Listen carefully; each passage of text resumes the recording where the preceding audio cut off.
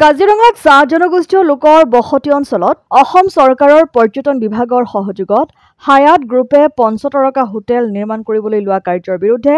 30 July তাৰিখে সাব্যস্ত কৰা প্ৰতিবাদী কাৰ্যসূচীত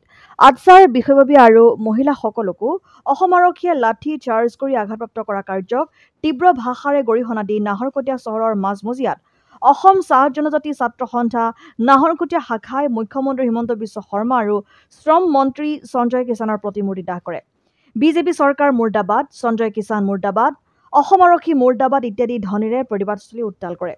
কাজিৰঙাত আটছা কৰ্মী আৰু মহিলাসকলৰ ওপৰত কৰা নিৰ্মম প্ৰহাৰক ধিক্কাৰ দি এনে কাৰ্য সহ্য কৰা নহ'ব আৰু অনাগত দিনত পৰিস্থিতি ভয়াৱহ হোৱাৰ লগতে 2026 চনৰ নিৰ্বাচনত পৰিণাম বিজেপিয়ে ভুগিব লাগিব বুলি আটছা নাহৰকটীয়া শাখাৰ সভাপতি বচন গোৱালাই চৰকাৰক সকিয়নি দিয়ে। হয়, আজি অসম চাহ জনজাতি ছাত্ৰ সন্থা নাহৰকটীয়া শাখাৰ উদ্যোগত নাহৰকটীয়া চহৰত আমি যোৱা ইংৰাজী 31 তাৰিখে গোলাঘাট জিলা কাজিৰঙা হাতীগুলি চাহ বাগিচাত যি নিৰ্মম অত্যাচাৰ অসমৰ যি বাগিচাৰ মানুহৰ ওপৰত হৈছে, হাতীগুলি চাহ বাগিচাৰ ৰাইজৰ ওপৰত হৈছে। আজি আপোনালোকে দেখিবলৈ পালে যে হাতীগুলি চাহ বাগিচাৰ মাটিত অসম চৰকাৰ আৰু কিছুমান প্ৰতিষ্ঠিত ব্যক্তিয়ে তাত এটা পঞ্চতাৰকাৰ হোটেল নিৰ্মাণ কৰিবলৈ বিচাৰিছে। সেই হোটেল নিৰ্মাণ কৰাৰ বাধা প্ৰদান কৰাৰ ক্ষেত্ৰত বা চাহ বাগিচাৰ যি মাটি উচ্ছেদ কৰিবৰ কাৰণে যি ব্যৱস্থা গ্ৰহণ কৰিছে অসম চৰকাৰে, সেই ব্যৱস্থাটোক বাধা প্ৰদান কৰিবৰ কাৰণে অসম চাহ জনজাতি ছাত্ৰ সন্থাৰ সাধাৰণ সম্পাদক মহোদয় আৰু লগতে জিলা সমিতি আৰু আমাৰ শ্ৰমিক ৰাইজে তাত প্ৰতিবাদ সাব্যস্ত কৰিছিলে। কিন্তু সেই প্ৰতিবাদ সাব্যস্ত কৰিব যোৱাত তাত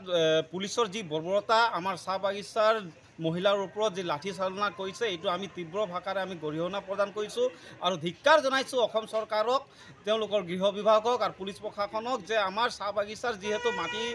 মাটি উচ্ছেদ কৰাৰ নামত তেওঁলোকে যি বৰ্বৰতা কৰিছে, আমি সঁচাকৈ অসম চাহ জনজাতি ছাত্ৰ সন্থাই এইটো আমি কেতিয়াও সহ্য কৰিব নোৱাৰোঁ। আৰু এটা কথা স্পষ্ট, আমি প্ৰতিবাৰ দেখিবলৈ পাইছোঁ যে বাগিচাৰ মাটিৰ ওপৰত সদায় বহুতো ব্যক্তিসকল চকু, এইবোৰ দিয়াবোৰ বন্ধ কৰক, অন্যথা চাহ বাগিচাৰ মানুহে সজাগ হৈছে। এতিয়া চাহ বাগিচাৰ মাটি উচ্ছেদ কৰাটো আমি কেতিয়াও আমি নিদিওঁ আৰু এইটো নহ'ব বুলি আমি এক মুখেৰে আমি জনাব বিচাৰিছোঁ। আৰু লগতে আমি অসম চৰকাৰক সকিয়নি প্ৰদান কৰিব বিচাৰিছোঁ, এনেবোৰ বৰ্বৰতা যদি আপোনালোকে কৰিব বিচাৰে বা অনাগত দিনত যদি পুনৰ এনেকুৱা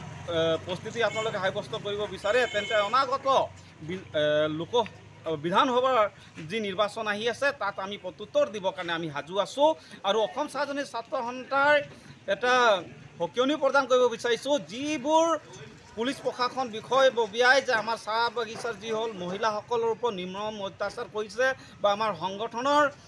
সাধাৰণ সম্পাদক মহোদয়ৰ ওপৰত যি অত্যাচাৰ লাঠি চালনা কৰিছে,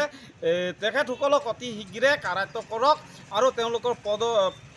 পদ নাকচ কৰিবৰ কাৰণে আমি অসম চাহ জনজাতি ছাত্ৰ সন্থা নাহৰকটীয়া শাখাৰ তৰফৰ পৰা দাবী জনাইছোঁ। নাহৰকটীয়াৰ পৰা ক্ষীৰোদ কোঁৱৰৰ ৰিপৰ্ট, অসম আদিত্য।